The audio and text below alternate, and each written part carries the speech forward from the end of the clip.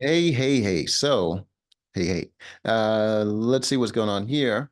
Says here, my fat liberation is not a trend.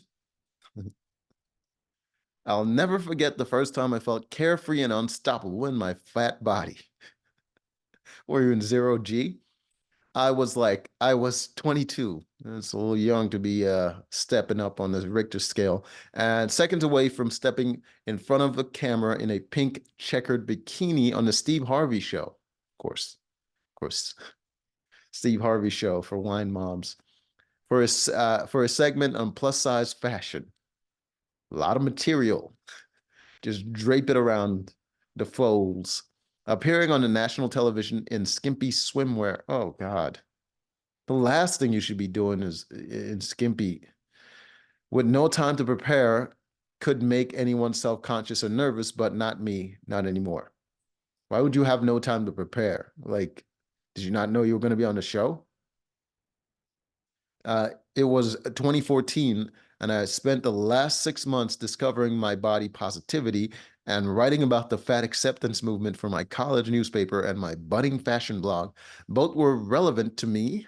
The fat acceptance movement had been working for decades to advocate for fat people's rights. Fat people have rights. I don't, literally, the people that in charge of uh, government, they're a bunch of fat people. And educate the public on anti-fat phobias. Uh, do you mean indoctrinate the public?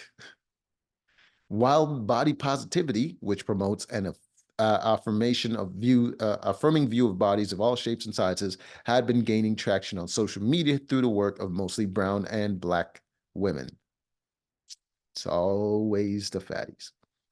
Finally, Uh, finally, I felt free from obsessively idolizing thinness.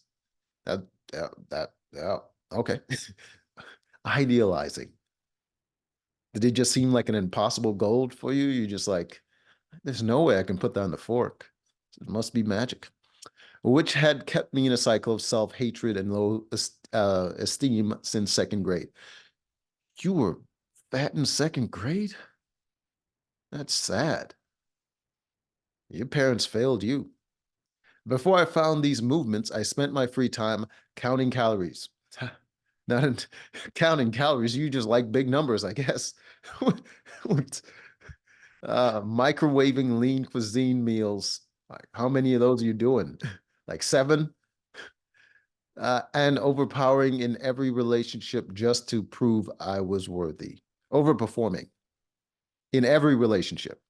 You're overperforming, but yet they're failing for you to have a bunch of relationships. I got a doctor's note to join Weight Watchers before I was of the age and even underwent hypnosis for weight loss when I was 19. God damn. Your parents are terrible, bro. Like, what? Like, this has been a problem for you, like, since second grade. They got to get people to hypnotize you. Something that my dad recommended and paid for. He should have paid for someone to whoop his ass for being such a bad parent. I thought this was the life I was destined for as a fat woman, always chasing a small body, never feeling good enough. Sweetheart, like you're saying that, but that doesn't make any sense. Literally, if you put in the effort, you would lose the weight. The only way for you to still be fat is for you to not put in the effort. So I doubt you're really struggling that much. Sounds like you're comfort eating and being depressed, but you're really not taking steps to change the situation. People are paying to get you hypnotized instead of a gym membership. Never feeling good enough, being excluded from fashion. You're not excluded from fashion. It would just be expensive. And no one really wants to see that. The last thing you should be doing, because really fashion is really about accentuating the body. With at fashion, that would be about hiding certain things. What you want to do is embrace the accentuation and the emphasis on certain things, and you want to apply it to a bigger body that is really should be hidden. So he doesn't, you're not square in a circle. Being excluded from enduring constant bullying, you're just a victim all around, huh? Just everyone cares about you being fat, like to the point that they're not bullying you, they're excluding you from fashion, they're excluding you from reason and common sense and gym memberships and eating microwave meals. I hate when they do that, man. Like when fat people talk about what they eat and they're like, "Well, I eat. I'm forced to eat this or this." Like, no, you're not. You're not because you're still fat. You're lying. You're snacking a lot in between. If you're doing that, you're snacking a lot. But from the moment I stepped onto the Steve Harvey set, everything I did was to prove the world and myself wrong about fat people. Sweetheart, how did you prove people wrong? People already know everything they need to know about fat people. It's not a mystery. No one is walking around like, oh, I wonder what fat people are about. It's just people with extra calories. I rebelled up against the notion that plus size women should hide, quiet down, settle for less, and lose weight. That all sounds like reasonable things. If you're a plus size woman or and you're showing off too much, you're too revealing, you need to hide. You're loud, you need to quiet down. You're not as attractive as other people, and you can't attract the person you want, you need to settle for less. And you need to lose weight because it's bad for your health. Like you're just revealing your what's wrong with you. You're too loud, you're not as attractive, you need to lose weight because it's going to affect your health. And you want to wear revealing clothing and cause other people to lose weight because they can't keep their meal down looking at you. Instead, over the next decade, I wore what I wanted, dated, fell in love, enjoyed food intuitively. Sweetheart, you are already doing that.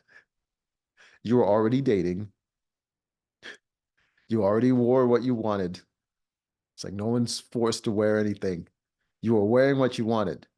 You just weren't wearing what you wanted to get attention in. Traveled the world, climbed the career ladder, or grew my fashion blog to reach thousands of women across the world, changing the narrative of curvy bodies in fashion along the way. I was owning my fat body and using it to take up space. It felt incredible. Taking up space seems like a very impolite thing to do. You need to be considerate of other people because they also need to be in that space. Well, at least she's not ugly, but golly, that post is holding up. Um, Body positivity and fat acceptance movement didn't change my life. It loosened the grip of unrelenting beauty standards for millions of women. Unrelenting beauty standards. People being attractive and other people wanting to see attractive people in magazines is not setting beauty standards. You insecure bint. It's simply that someone is more attractive than you. Your insecurities is not the same as other people forcing you to want to look a certain way. You want to look a certain way because you want the attention of those people that are good looking. I've never understood that when women complain about beauty standards. Like you're looking at the most attractive people, the models and stuff, and you're like, oh, like we're forced to have to look like this, and if we don't look like this, we're not worthy. And it's like you just created that old thing in your mind. No one says that. No one thinks that except you. Like just seek a therapist and stop blaming other people for your messed up thoughts. Eventually, the fashion and beauty industry took note too as brands launched size inclusive campaigns.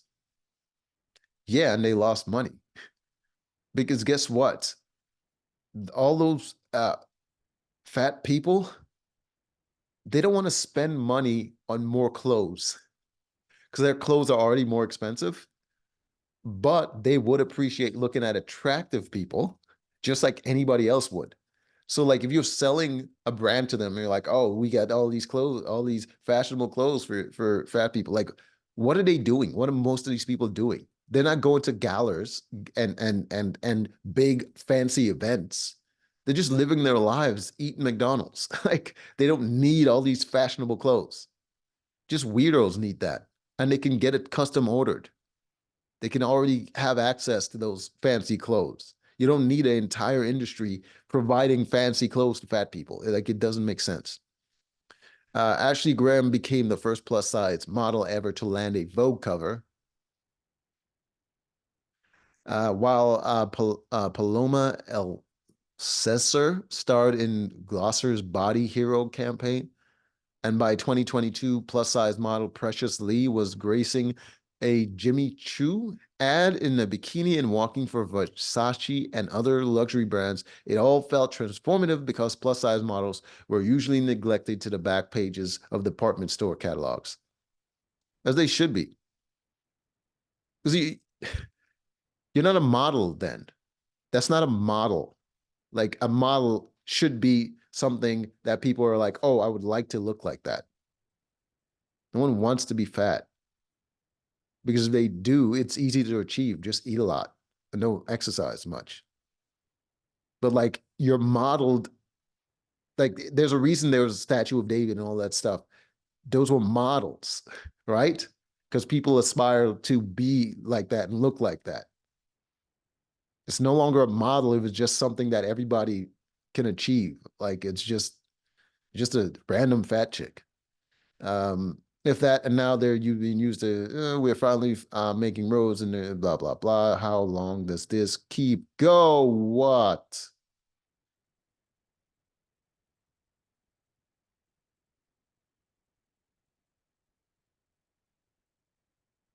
At least there's a lot of material, and it really looks like there's section off parts of like a pig, like when it's at the butchers and they make the lines or like the prize cuts. Uh, Anyways, I think I've had enough of this. Uh, that was weird. Until next time.